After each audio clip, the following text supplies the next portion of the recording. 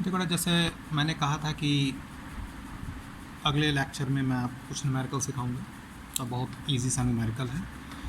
जैसे ये है कि find number of electron in 1 coulomb charge. ठीक, तो बहुत सिंपल सा क्वेश्चन है। जब इस तरह क्वेश्चन है तो आप फार्मूला क्या लगाएंगे, Q बराबर एनी। Q कितना है 1 coulomb, N number of electrons, electron का चार्ज, वैल्यू आप रख के यहाँ पे सॉल्व कर सकते हैं। ठीक है, अब क्या होता है कि जैसे मान लो 1 कूलम चार्ज है, तो मैंने बोला पॉजिटिव, तो क्वेश्चन में ये भी आ सकता था कि 1 कूलम चार्ज की बॉडी जो है वो कितना इलेक्ट्रॉन इसने लूज़ किया होगा। तो पॉजिटिव चार्ज होने का मतलब इलेक्ट्रॉन लूज़ किया होगा ना, तो आंसर तो यही रहेगा। लैंग्वेज चेंज हो सकता है, Q बराबर एनी, ये करके आप सॉल्व कर लेंगे। अब अगला जो क्वेश्चन है वो मैं आपको कराने जा रहा हूँ कि इसमें मोल्स की ज़रूरत पड़ेगी, है ना। जैसे मोल्स कैसे निकालते हैं, mass upon molecular mass. Moles कैसे निकालते हैं, mass upon molecular mass. Moles होता है mass upon molecular mass. Moles में पता है ना कि एक मोल में कितने मॉलिक्यूल्स या कितने एटम्स या कुछ भी, तो वो कितने नंबर्स होते हैं, 6.023 10 टू द पावर 23। ठीक, इतना आपको पता होगा। अब ऐसे मान लो कि क्वेश्चन है, जो आगे वाला क्वेश्चन है वो ये है कि how many electrons in 18 gram H2O। Question क्या है, how many electrons in 18 gram H2O। ठीक है, तो अब इस तरह के क्वेश्चंस को करने का ये मतलब है कि जैसे अगर आपसे ये पूछा गया कि 18 ग्राम H2O है, अगर 18 ग्राम H2O है और कितने इलेक्ट्रॉन्स हैं, तो पहले हम ये निकालें कि एक मॉलिक्यूल में कितना इलेक्ट्रॉन है। तो एक मॉलिक्यूल में कितना इलेक्ट्रॉन होगा, 10 इलेक्ट्रॉन्स होंगे। और अब ये निकालना होगा कि कितने टोटल नंबर ऑफ मॉलिक्यूल्स हैं, और जब ये सब होता है तो मोल्स निकालना पड़ेगा। तो अब आप निकालेंगे मोल्स। मोल्स कितना होता है, मास अपॉन मॉलिक्यूलर मास, तो कितना होगा 1 मोल H2O। ऑक्सीजन में कितना, 8 इलेक्ट्रॉन, H2, H में 1 होता है तो 2, तो एक मॉलिक्यूल में 10 है। तो अब एक मोल में कितने मॉलिक्यूल्स होंगे, ये होंगे अवोगाड्रो नंबर के बराबर 6.023 इंटू 10 टू द पावर 23। ठीक है ना, 6.023 into 10 to the power 23 molecules होंगे। और एक मॉलिक्यूल में कितना है, 10 इलेक्ट्रॉन। जब ये बोला गया कि एक मॉलिक्यूल में आपने निकाला कि 10 इलेक्ट्रॉन्स हैं, तो 6.023 into 10 to the power 3 molecules में कितने होंगे, तो 6.023 इंटू 10, 23 इंटू 10, इतने इलेक्ट्रॉन्स होंगे। ठीक है ना। अब मान लो कि क्वेश्चन में अगर पूछा होता कि find number of negative charges, तो चार्ज निकालना हो तो Q बराबर N, और N क्या है, नंबर ऑफ इलेक्ट्रॉन से निकाल दिया। और देखो चूँकि H2O मॉलिक्यूल जो है ये न्यूट्रल होता है। न्यूट्रल होने का मतलब ये है कि जितना नेगेटिव चार्ज होगा उतना ही पॉजिटिव चार्ज होगा। तो जितना नेगेटिव चार्ज उतने ही पॉजिटिव चार्ज। तो क्वेश्चन में भी आ सकता था कि find positive charge of 18 gram H2O। ठीक है ना, तो इस तरीके से आप क्वेश्चंस को सॉल्व कर सकते हैं। अगला एक क्वेश्चन है कि find number of electron in 73 gram HCl। Find number of electron in 73 gram HCl। ठीक है, तो क्लोरीन का एटॉमिक वेट 35.5, हाइड्रोजन का कितना है 1। तो फिर से वही तरीका, पहले आप क्या निकालेंगे, नंबर ऑफ मोल। तो नंबर ऑफ मोल कितना आएगा, मास अपॉन ये टोटल जोड़ दो 36.5, तो कितना आया 2 मोल। और एक मोल में कितना कितने होते हैं, 6.023 10 टू द पावर 23। तो 2 मोल में कितने मॉलिक्यूल होंगे, 2 टाइम्स।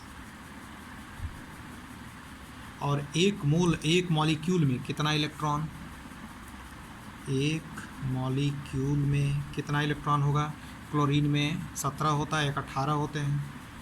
ठीक, तो इतने मॉलिक्यूल्स में, तो टोटल नंबर ऑफ इलेक्ट्रॉन क्या हो जाएगा, इस पूरे को इससे मल्टीप्लाई कर दो। इतने मॉलिक्यूल्स हैं और एक मॉलिक्यूल में 18 इलेक्ट्रॉन हैं, तो ये करके आप सॉल्व कर लेंगे। तो सिंपल सी कैलकुलेशन है ना। अब इसके बाद आता है कि जो कंजर्वेशन वाली बात किया था, कंजर्वेशन ऑफ चार्ज, तो इस पे जो बेस्ड क्वेश्चंस होते हैं वो कैसे किया जाता है।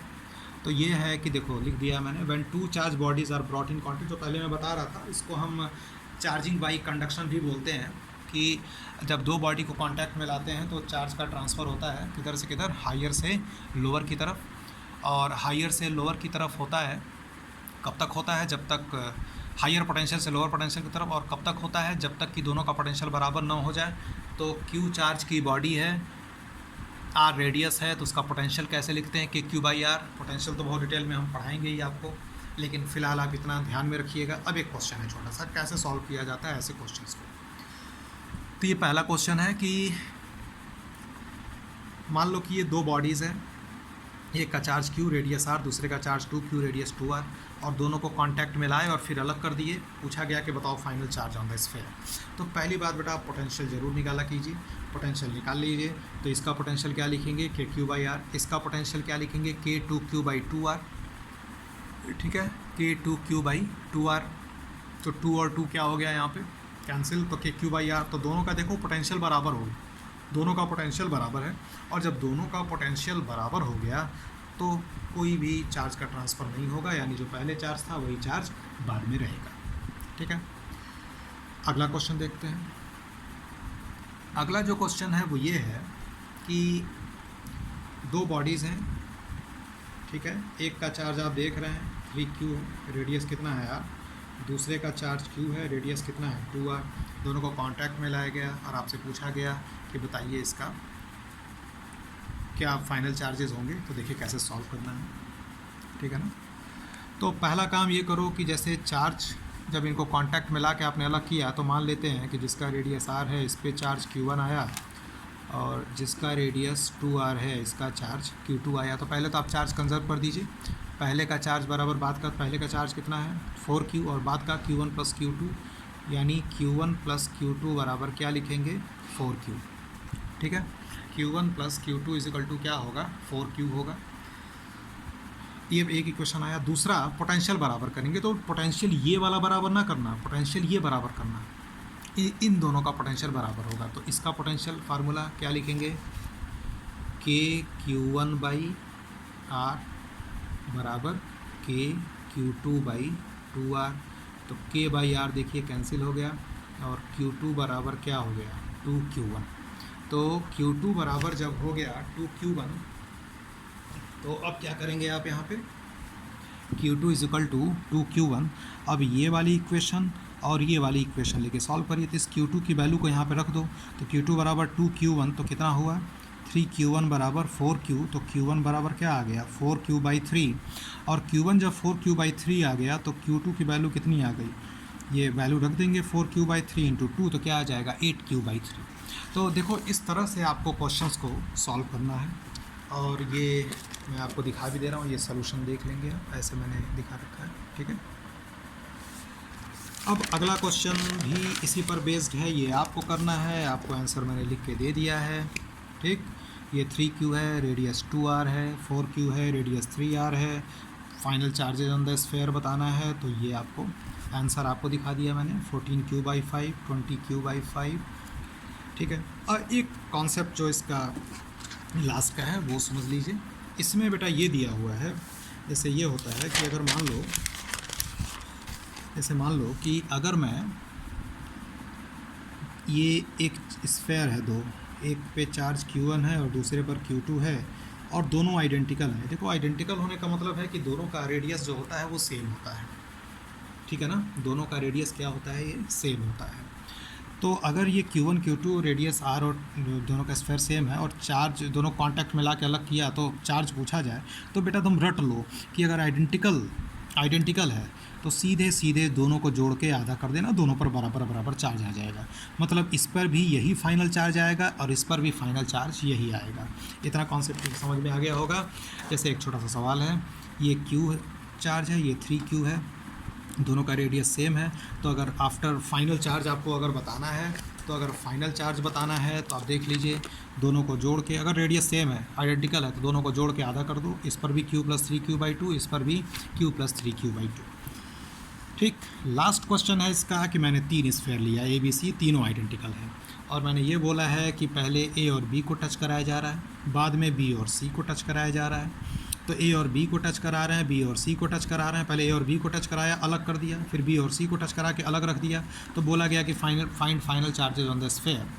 तो देखो पहले जब ए और बी को टच कराया तो चूँकि आइडेंटिकल स्फेयर है तो ए और बी को जोड़ो, चार्ज को जोड़ के आधा कर दो, तो 4q का आधा 2q, यानी ए पर भी 2q आएगा, बी पर भी 2q आएगा, सी पर तो अभी कुछ किया नहीं गया तो सी का क्या हो जाएगा, सेम जो आपका था 6q। फिर बी और सी को टच करा रहे हैं तो बी और सी को टच कराएंगे। पहले ए और बी को टच करा के ऐसे लिख दिया, ये चार्जेस होगा, डिस्ट्रीब्यूशन हो गए। और बाद में फिर बी और सी को कराएंगे तो ए को छोड़ दो, बी और सी का देखो ये दोनों आइडेंटिकल हैं, ये दोनों आइडेंटिकल हैं, तो फिर से जोड़ के आधा कर दो, 6q 2q 8q/2, दोनों को जोड़ के आधा कर दो। तो ए बी और सी पर चार्जेस का डिस्ट्रीब्यूशन इतना हो गया। और आप देख लीजिए ये टोटल चार्ज 10q है और ये भी टोटल चार्ज 10q है, कंजर्वेशन ऑफ चार्ज को फॉलो कर रहा है। ठीक है, ये आपका प्रॉपर्टीज़ ऑफ चार्ज पर बेस था। अगला लेक्चर में फिर आपको, आज मैं आपको 2 लेक्चर भेज रहा हूँ, इसके 3 लेक्चर भेजूँगा और कुछ आपको मेथड ऑफ चार्जिंग ये आप पढ़ लीजिएगा, मैं उसका एक वीडियो आपको भेजूँगा आज।